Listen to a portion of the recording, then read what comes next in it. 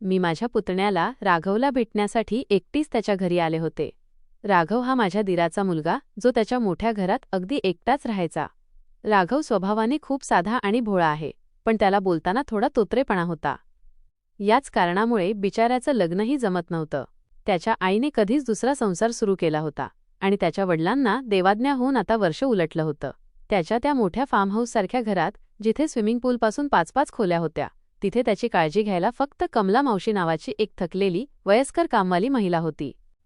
मी जेव्हा राघवच्या घरी पोचले तेव्हा मला पाहून त्याला जो आनंद झाला तो गगनात मावेनासा होता. त्याने मला अगदी आपुलकीने मिठी मारली. तो जेव्हा तोत्र्या शब्दात माझ्याशी बोलत होता तेव्हा मला हसू येत होतं, पण मी कसंही करून स्वतःला सावरलं आणि माझं हसू दाबलं. मी त्याला सहज विचारलं, राघव, लग्नाचा काही विचार आहे का? तर तो मोठ्या कष्टाने अर्धा मिनिट घेऊन म्हणाला, काकी, करायचंय ना. त्याचं हे उत्तर ऐकून मी त्याला सांगितलं की मी आता काही दिवस इथेच तुझ्यासोबत राहणार आहे. हे ऐकताच राघव इतका खुश झाला की तो मला कायमचं तिथेच राहण्यासाठी आग्रह करू लागला. त्या दिवशी मी घराची सगळी सूत्रं आपल्या हातात घेतली.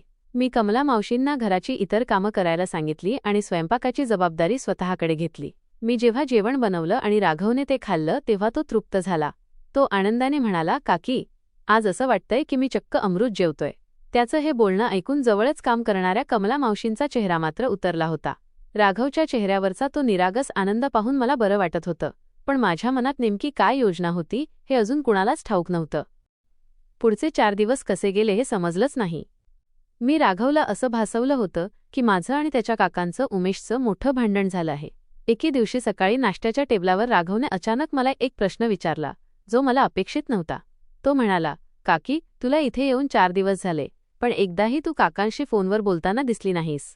तुमच्यात काही झालंय का? त्याचा तो प्रश्न ऐकून मी थोडा वेळ गप्प राहिले.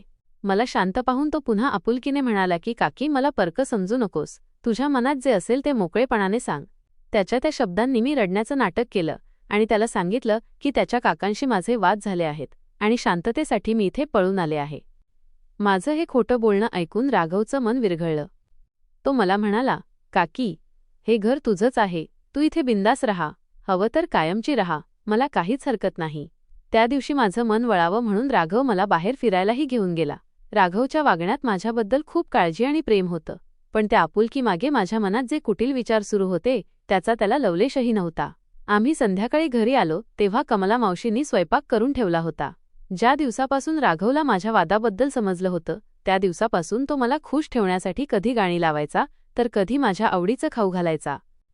मात्र कमला मावशींना माझं हे वागणं आणि राघवची माझ्यावरची अतिश्रद्धा अजिबात पटत नव्हती.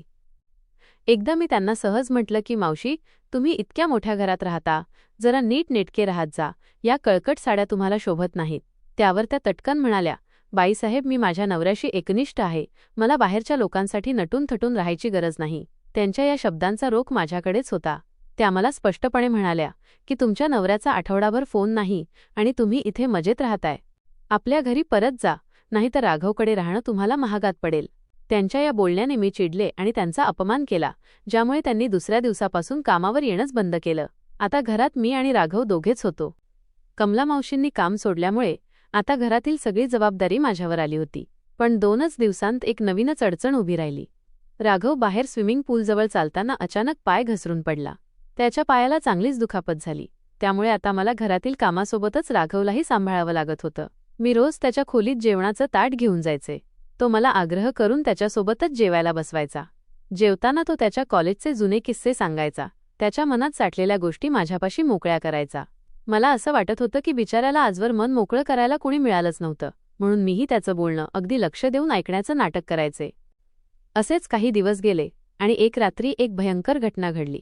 मी माझ्या खोलीत शांत झोपले होते, पण अचानक एका भयानक स्वप्नामुळे मी ओरडत जागी झाले. खूप भीती वाटत असल्यामुळे मी राघवच्या खोलीकडे धाव घेतली. जेव्हा मी त्याच्या खोलीचा दरवाजा उघडला तेव्हा आतील दृश्य पाहून माझे डोळेच विस्फारले. जो राघव कालपर्यंत लंगडत चालत होता तो आता अगदी व्यवस्थितपणे खोलीत फेऱ्या मारत होता. मला तिथे पाहून तो थोडा घाबरला आणि त्याच्या चेहऱ्यावर घाम फुटला.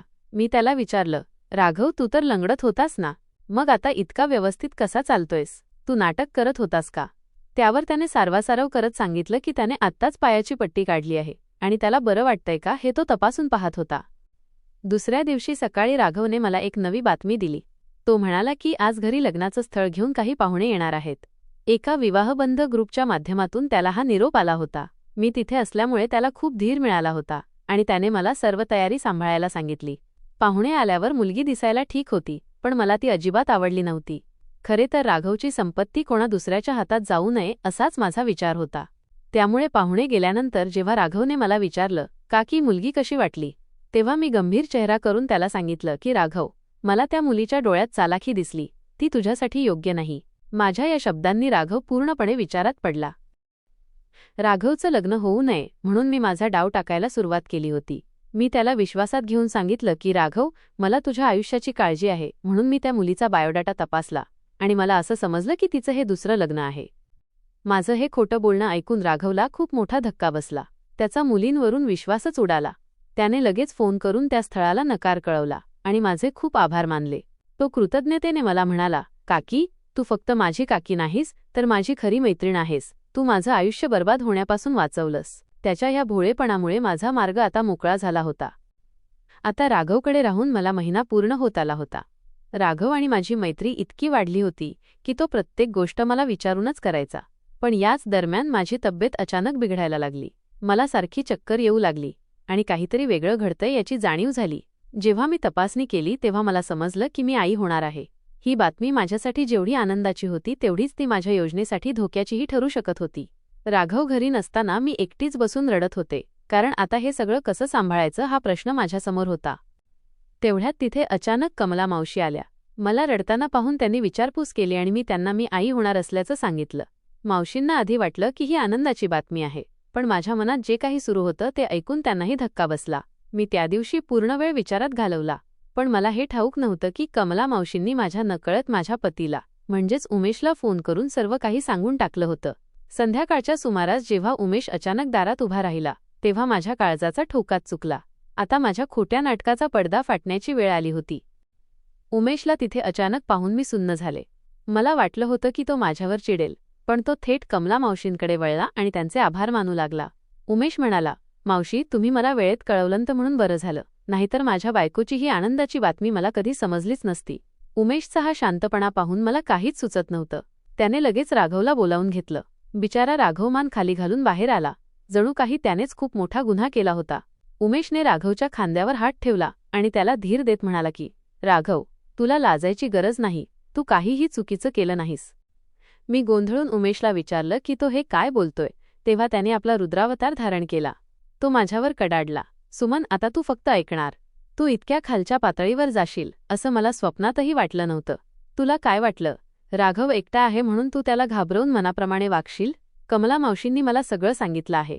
तू राघवचं लग्न मोडण्यासाठी त्या मुलीबद्दल खोटं बोललीस, पण खरं तर त्या मुलीचंही हे पहिलंच लग्न होतं. तू फक्त संपत्तीच्या हव्यासापोटी हे सगळं केलंस. उमेशने राघवच्या हातातील ते मालमत्तेचे कागदपत्र हिसकावून घेतले आणि माझ्यासमोरच फाडून हवेत भिरकावले. सर्वात मोठा धक्का तेव्हा बसला जेव्हा उमेशने माझ्या गरोदरपणाचा पुरावाच समोर आणला. तो म्हणाला, गायत्री, सॉरी सुमन, तुझ्या पोटातील बाळ माझंच आहे आणि त्याचे रिपोर्ट तू कपाटात लपवून ठेवले होतेस ते मला मिळालेत. तू चक्क आपल्या न जन्मलेल्या बाळाला या पापाचा भाग बनवायला निघाली होतीस.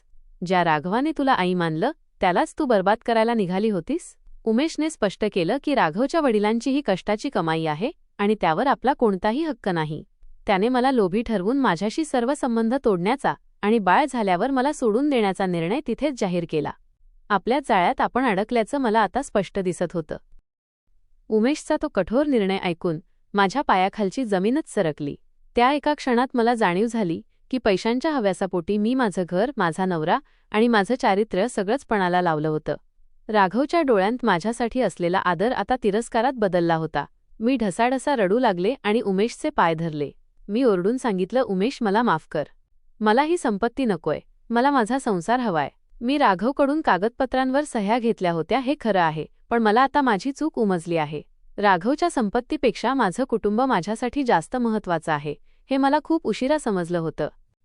मी राघवचीही माफी मागितली आणि कबूल केलं की मी वर्षभरापासून उमेशच्या मागे लागले होते की ही संपत्ती आपण बळकावूया, पण उमेश कधीच तयार झाला नाही. म्हणून मी हे सगळं कारस्थान रचलं होतं. राघवने मला मोठेपणा दाखवून माफ तर केलं, पण आमच्या नात्यात जी आपुलकी होती ती कायमची हरवली होती. त्याने माझ्याशी बोलणं पूर्णपणे तोडलं. शेवटी मी उमेशसोबत माझ्या घरी परत आले. काही दिवसांनंतर मला बातमी मिळाली की राघवचं लग्न त्याच मुलीशी झालं, जिचं स्थळ मी खोटं बोलून मोडलं होतं. राघवने स्वतः पुढाकार घेऊन त्या मुलीची माफी मागितली आणि संसार थाटला. आज जेव्हा मी माझ्या मुलाकडे बघते, तेव्हा मला अपराधी वाटतं की मी त्याच्या जन्माआधीच त्याच्या नावाने किती मोठं पाप करायला निघाले होते. या अनुभवातून मी एकच गोष्ट शिकले की खरी संपत्ती ही पैसा किंवा अलिशान फार्म हाऊस नसून आपलं कुटुंब आणि एकमेकांवर असलेला विश्वास असतो. एकदा का तो विश्वास तुटला की तो सांधणं अशक्य असतं. लोभ माणसाला अंध करतो, पण वेळ निघून जाण्याआधी जर जाग आली तरच माणसाचं आयुष्य सावरू शकतं. तर मित्रांनो, ही कथा तुम्हाला आवडली असेल तर व्हिडिओला लाईक करून कमेंट करा आणि अशाच कथा ऐकण्यासाठी चॅनेलला सबस्क्राईब नक्की करा.